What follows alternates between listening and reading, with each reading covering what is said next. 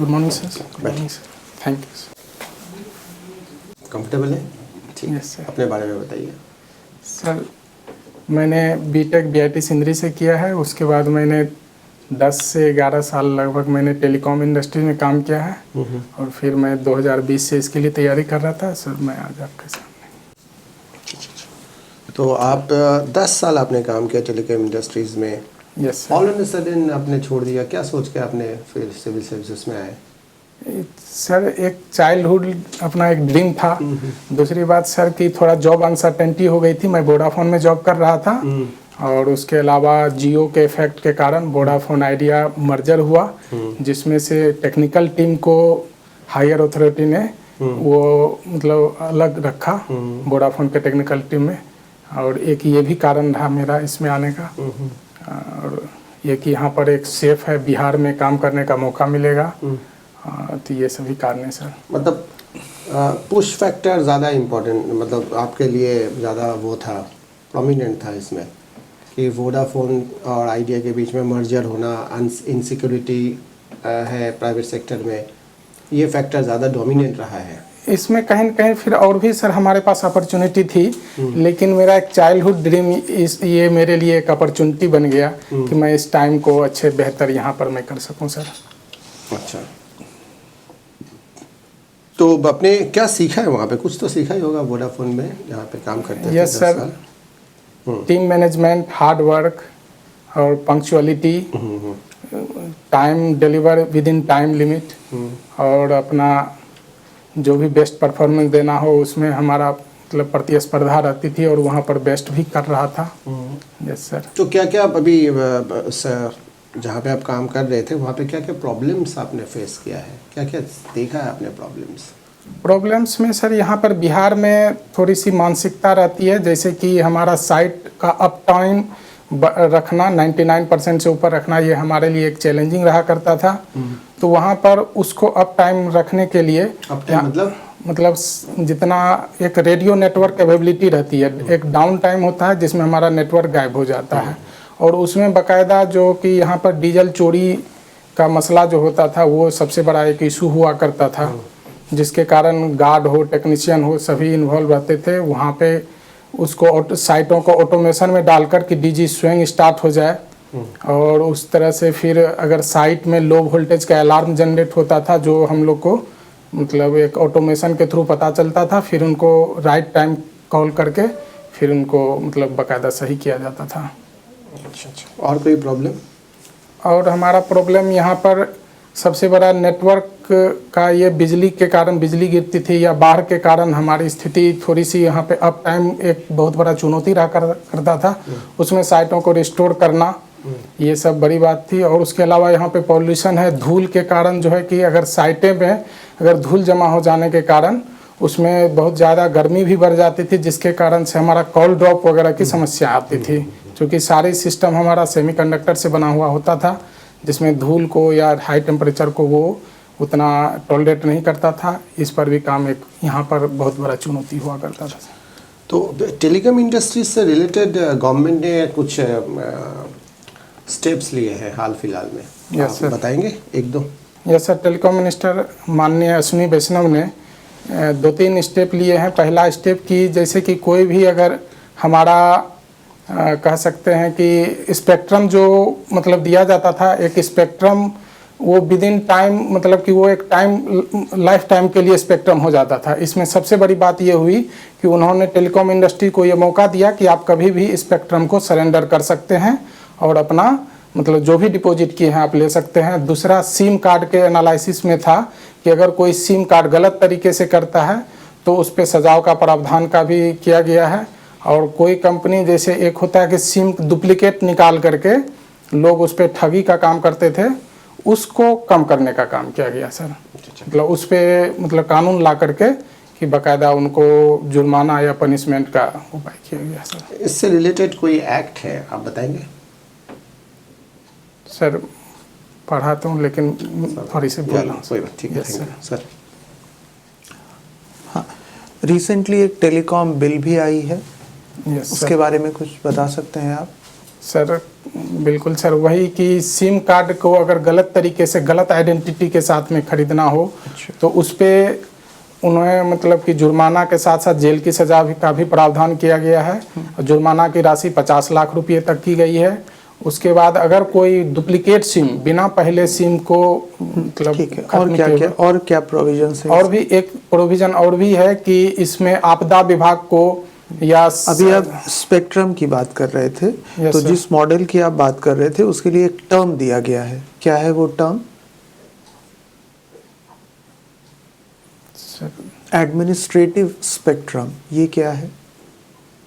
एक spectrum administration में जो रक्षा सेवा और आपदा विभाग को दिया गया है उसके लिए एक चार्जेस का मेरे ख्याल से शायद मुझे जो समझ में आ रहा है कि वो चार्जेस नहीं लिए जाएंगे गवर्नमेंट के द्वारा। और अभी जो आपने ये डिस्कशन किया कि लाइफ टाइम स्पेक्ट्रम हुआ यस सर, करता हाँ, था। स्पेक्ट्रम जो पहले किसी भी कंपनी को दिया जाता था वो उसके लिए मतलब कि उसको उस पर वो यूज कर सकता है। लेकिन अब जो है कि अगर कोई नई कंपनी आती है, अगर उसको ऐसा लगेगा कि हमारा बिजनेस नहीं चल पा रहा है तो वो अपना स्पेक्ट्रम गवर्नमेंट ऑफ इंडिया मतलब गवर्नमेंट ऑफ मतलब सॉरी डिपार्टमेंट ऑफ टेलीकॉम को सरेंडर कर सकती है और फिर यहाँ से वो अपना जा सकते हैं। इससे बाहरी लोगों के लिए जो अदर भी ऑपरेटर या प्लेयर आएंगे उनके लिए सुविधा रहेगी।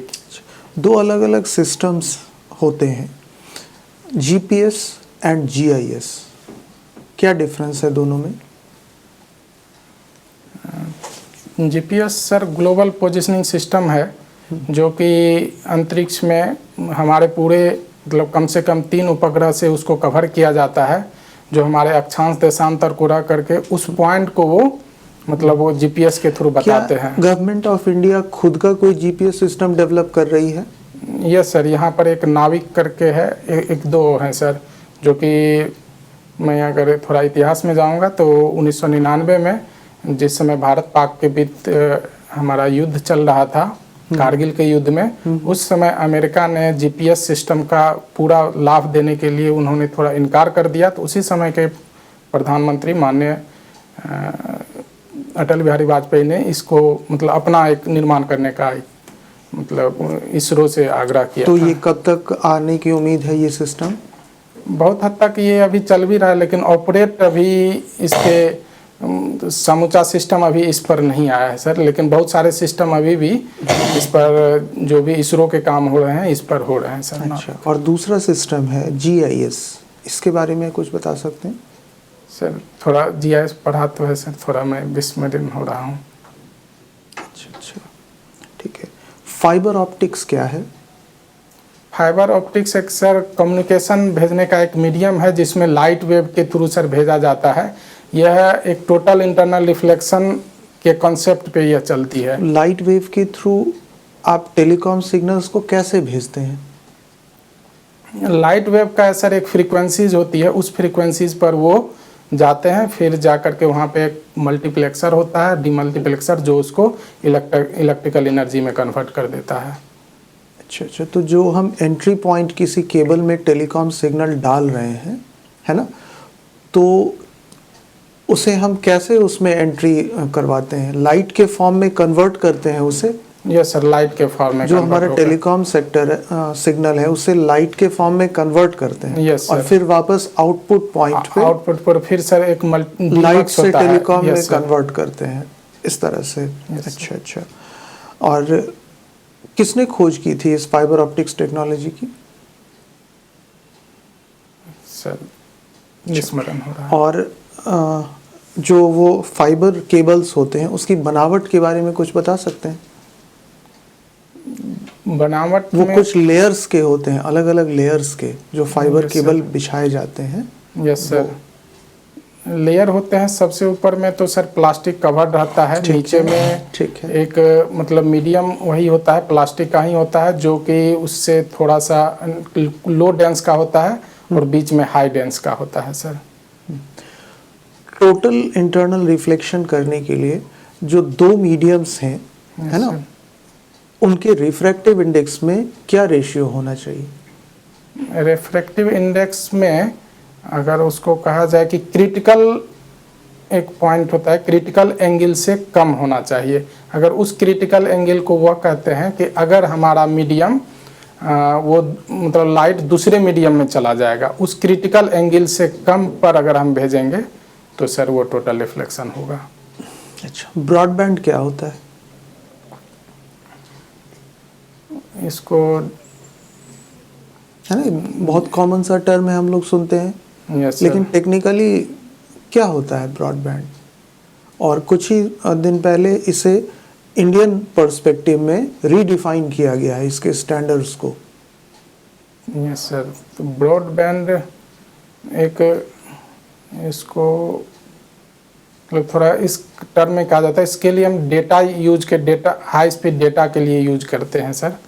और यहाँ पर सॉरी सर एग्जैक्ट डिफाइन थोड़ा करना। वॉलीबॉल आपकी हॉबी है, यस सर। है ना? क्या क्या बेनिफिट्स होते हैं वॉलीबॉल हॉबी? आप खेलते हैं वॉलीबॉल, Yes, क्या sir. क्या बेनिफिट्स होते हैं? सबसे बेनिफिट्स है कि सर फिट रहते हैं लोग, थोड़ा उस समय खेलते हैं तो खेल के प्रति एक टीम मैनेजमेंट भी होता है, टीम के साथ कोऑर्डिनेशन भी होता ये है। तो ये सर- ऑलमोस्ट सभी टीम गेम में होगा। कुछ एक दो ऐसे पॉइंट्स बताएं जो कि वॉलीबॉल के लिए स्पेशल हैं और आपको एडमिनिस्ट्रेशन में भी उसका फ़ायदा मिल सकता है।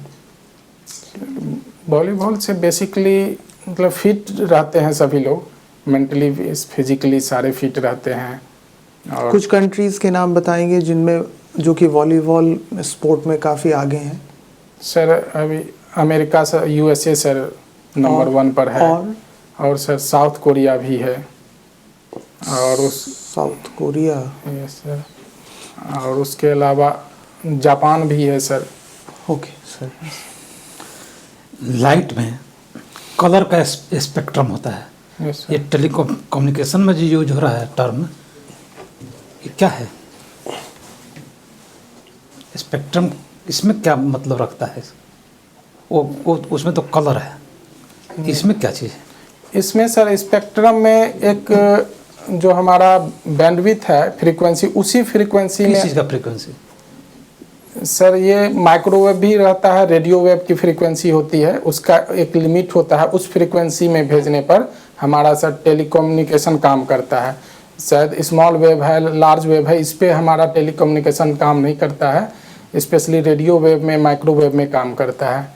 और इस वेव में ही हमारा टेलीकम्युनिकेशन में एक स्पेक्ट्रम एनालिसिस किया जाए। जैसे कि अगर 900 मेगाहर्ट्ज की फ्रीक्वेंसी अलाउट होती है तो इसमें बेसिकली 890 से 915 तक अपलिंक है और 920 से 935 तक सर ये डाउन लिंक है। तो इसमें मतलब थोड़ा सा मैं विस्तृत करना चाहूँगा सर कि 890 में जैसे कोई हम सिग्नल को भेज रहे हैं या हम कॉल कर रहे हैं तो यह एक अपलिंक के थ्रू जाएगा, और उधर से दूसरी तरफ से जब हमारे पे आएगा ये डाउन लिंक के मतलब कि एक फ्रीक्वेंसी पर आएगा। इससे फ्रीक्वेंसी का आपस में इंटरफेरेंस है, जो खास करके डिस्ट्रक्टिव इंटरफेरेंस को रोकने के लिए वह एक खास स्पेक्ट्रम सभी को अलाउड किया जाता है कि उस फ्रीक्वेंसी पर हम लोग स्पेक्ट्रम पे बात ये जो कर सकते वेव लेंथ है, हैं। Yes sir. इससे कैसे कनेक्ट रहता है? वेव लेंथ से क्या मतलब? वेव लेंथ सर फ्रीक्वेंसी का इन्वर्सली प्रोपोर्शनल है सर। अगर वेव लेंथ ज़्यादा है तो फ्रीक्वेंसी कम होती है, फ्रीक्वेंसी अगर ज़्यादा हो तो वेव लेंथ कौन कम ज़्यादा हो। डिस्टेंस तय करेगा? जिसकी सर वेव लेंथ ज़्यादा होगा वो ज़्यादा डिस्टेंस कवर करेगा सर, और जिसकी फ्रीक्वेंसी बाकायदा कम हो सर वो ज़्यादा करता है। क्योंकि उसमें मतलब डेविएशन और उसमें किसी भी तरह का क्या उसको बोला जाता है सर, डिस्ट्रक्शन अगर कहा जाए तो वो कम होती है सर हाई वेव लेंथ में सर। तो इसमें स्कैटरिंग भी होता है? यस सर, स्कैटरिंग भी होती है सर। तो स्कैटरिंग के लिए नॉइज़ फिल्टर वगैरह सर का इस्तेमाल करके फिर से उसको मतलब कि रीशेप में लाया जाता है सर। स्कैटरिंग कैसे हो जाता है? स्कैटरिंग के लिए सर जैसे कि एयर हवा तेज़ है या बारिश है, ह्यूमिडिटी है या पॉल्यूशन है, इसके वजह से सर स्कैटरिंग वगैरह उसके सिग्नल पर सर मतलब जो एनालॉग सिग्नल है उस पर। ये जो आउटर स्पेस में माने जहाँ वायुमंडल खत्म हो जाता है उसके आगे जो ये सब कम्युनिकेशन होता है वो कैसे होता है? सर वहाँ पर सैटेलाइट के थ्रू, अगर वहाँ पर सैटेलाइट के थ्रू सैटेलाइट कम्युनिकेशन से भी वैक्यूम में होता होता है? है। वैक्यूम में नहीं होता, एक वहाँ कैसे पर होगा? जैसे चंद्रमा पर सब दिखा रहा है कि वहाँ पर ऐसे ऐसे हो रहा है, गया यहाँ से चंद्रयान ऐसे ऐसे कर रहा है, तो बीच में तो वैक्यूम है, यहाँ सिग्नल आता कैसे है?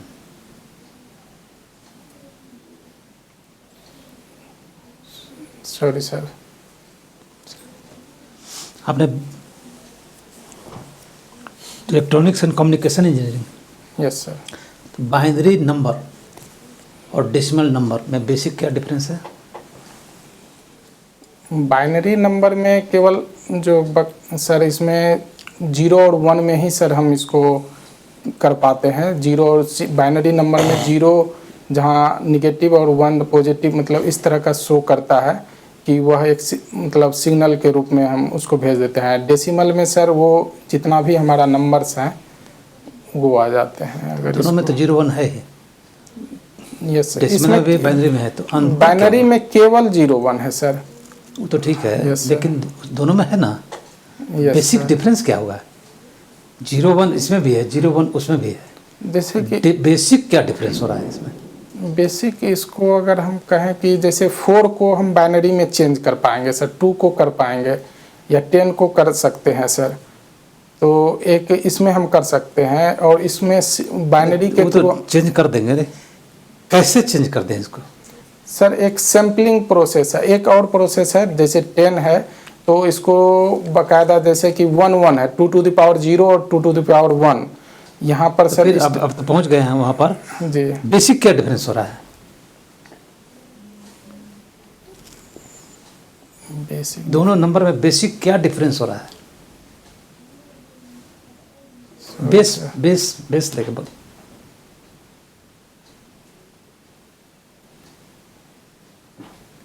इसको सर थोड़ा डिफाइन कर तो उसी में लिखा हुआ है बाई, जी, इसमें डेसी 10 बस 2।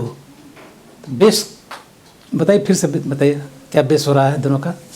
इसमें मतलब 2 ही में है, 2 ही डिजिट आ रहे हैं, 0 और 1, उसमें अब 10 बिहार पुलिस सर्विस आपने दिया है, यस सर। तो मिशन सुरक्षा बिहार गवर्नमेंट अभी लागू करने जा रही है, यस क्या है वो?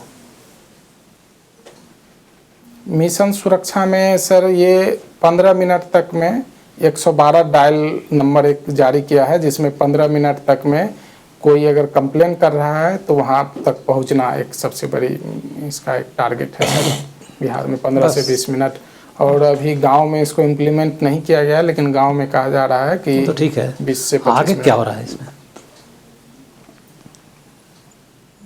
वो तो पहले भी था। उसके अलावा एक मिशन, उसके अलावा सर 0 FIR का भी प्रावधान किया जा रहा है कि आप कहीं पर FIR कर 0 सकते तो था हैं, ही, पहले से भी था। कहीं से 112 भी था, 0 भी था, नया क्या चीज बना रहा है उसमें?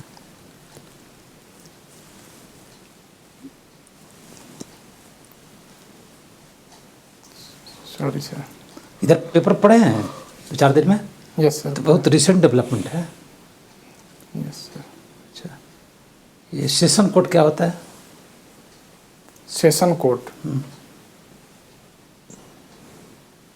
ये सर जिला स्तर का सबसे निचला कोर्ट को सेशन कोर्ट कहा जा रहा है सर। सबसे निचला कोर्ट सेशन कोर्ट होता है, जिला में तो बहुत कोर्ट होते हैं, सबसे निचला कोर्ट सेशन कोर्ट है। सर जहाँ तक मुझे ऐसा लग रहा है सर। जिला में जो सिविल कोर्ट होता है, यस सर, उसके उसके डिफरेंट पीछे डिफरेंट कोर्ट होते हैं वहाँ पर। अच्छा, ये पॉक्सो एक्ट क्या है? Sir POCSO act prevention of child sexual offence, prevention from child sexual offence sir. Prevention from, yes sir.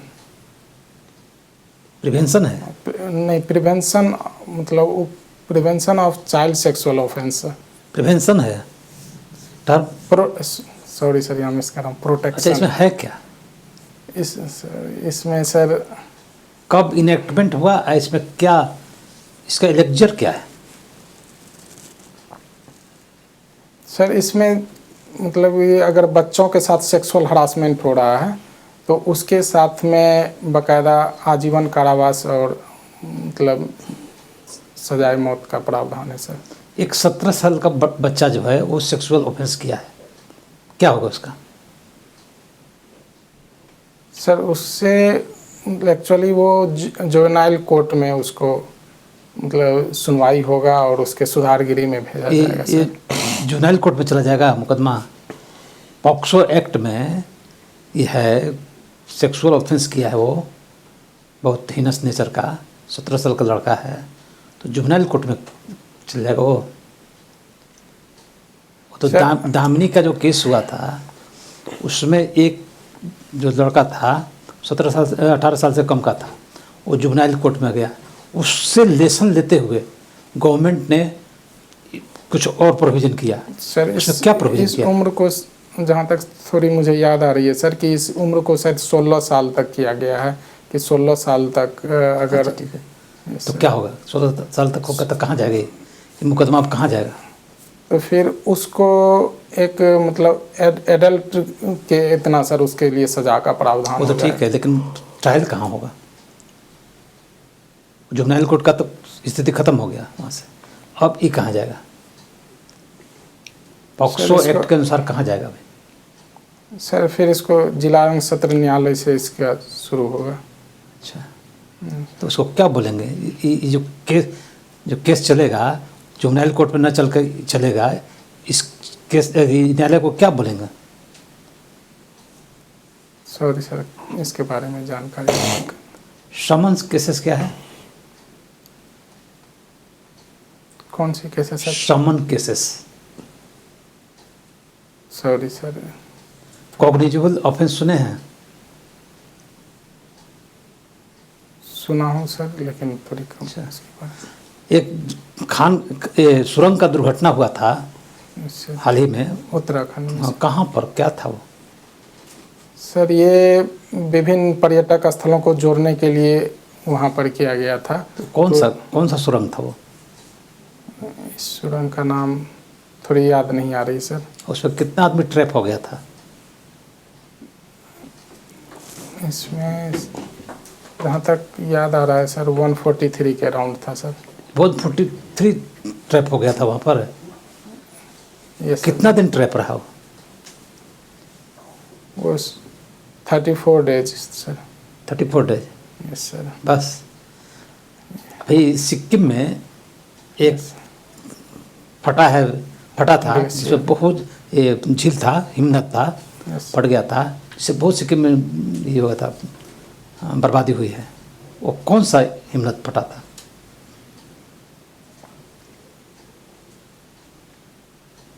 Sorry sir. Okay. Thank you.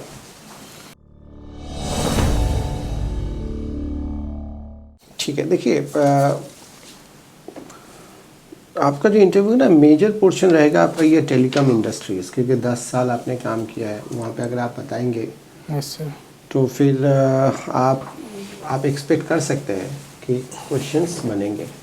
Telecom industries, Vodafone, ये जो एरिया है ना मेजर। Yes sir. इससे पहले भी आपने कभी मॉक या ओरिजिनल इंटरव्यू आप दिए बीपीएससी? नहीं सर। हाँ, तो आप इसको लेके थोड़ा सा तैयारी कर लेना, यस सर। ठीक है ना। जो भी गवर्नमेंट ऑफ इंडिया के जो स्टेप्स हैं, प्लस जो एक्ट्स हैं, जो बिल्स हैं, यस सर। है ना, प्लस जो इसका जो मार्केट है वोडाफोन, जियो वगैरह का, है ना, यस सर। जितने भी क्वेश्चंस हो सकता है पॉसिबल, वो आप एक क्वेश्चन अगर लिस्ट बना लेना, आपके लिए बहुत इजी रहेगा, ठीक है ना। और टेलीकॉम है तो ओबियसली इसके साथ कनेक्टेड जो एरियाज़ है ना, ये एक इम्पॉर्टेंट पार्ट है कम्युनिकेशन का। तो कम्युनिकेशन से लिंक्ड और भी अगर कुछ है ना, जो एक्ट्स वगैरह है या कुछ स्टेप्स हैं गवर्नमेंट ने लिया है कम्युनिकेशन इन जनरल, उसको भी आप थोड़ा सा तैयारी कर लेना। ये आप एक्सपेक्ट कर सकते हैं यहाँ से क्वेश्चन। बाकी ऑफ कोर्स ज्योग्राफी तो ऑप्शनल है ना।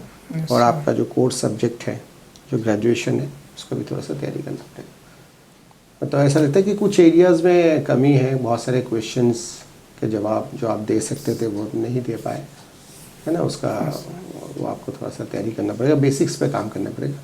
और ये जो बार बार आप बोले थे चाइल्डहुड ड्रीम, इसको थोड़ा सा देख लेना। इसको इस तरीके से प्रेजेंट ना करके, चाइल्डहुड ड्रीम अगर है तो फिर आप 10 साल वहाँ क्यों आपने टाइम दिया उसको, टेलीकॉम को, ठीक है ना। तो ऐसे क्वेश्चन बनेगा, तो आप उसको ना बोल के जो रीजंस आप बोल रहे थे कि मैं प्राइवेट में था लेकिन वहाँ पे ये चीज़ें देखने को मिला, तो एक जॉब इनसिक्योरिटी भी था, है ना। और मैं चाह भी रहा था कि सिविल सर्विसेज में काम करूँ और भी ज़्यादा लोगों के साथ में जुड़ जाऊँगा। और इस टाइप के आंसर मतलब थोड़ा सा डेवलप करने का कोशिश करना, रादर देन चाइल्डहुड ड्रीम, फिर बोलेंगे फिर 10 साल आप वहाँ क्या कर रहे थे, फिर आपके पास जवाब नहीं होगा, है ना।